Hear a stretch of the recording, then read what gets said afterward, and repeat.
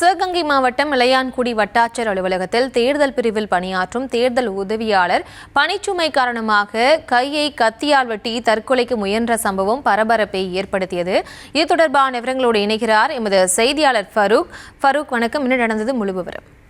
வணக்கம் பிரியா. சிவகங்கை மாவட்டம் இளையான்குடியில தேர்தல் உதவியாளராக பணி செய்து வருவர் பகவதி ராஜா. இன்று அவர் இந்த எஸ்ஐஆர் படிவங்கள் வாங்கக்கூடிய செக்ஷன்ல அவர் பணி செய்து வருகிறார்.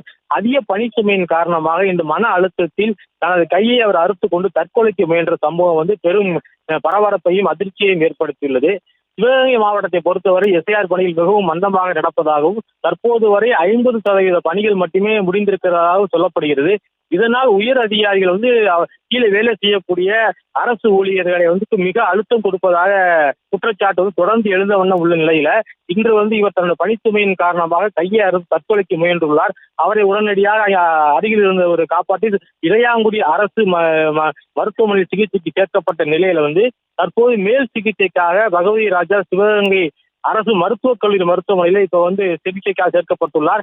அவரை தொடர்ந்து வருவாய் சங்கத்தினுடைய அவருடைய உடன் பணி செய்யக்கூடியவர்கள் வந்த வண்ணம் உள்ளார்கள். இந்த சம்பவம் அரசு ஊழியர்கள் மத்தியிலையும் எஸ்ஐஆர் பணி செய்யக்கூடியவர்கள் மத்தியிலும் பெரும் அதிர்ச்சியையும் கவலையையும் ஏற்படுத்தியுள்ளது.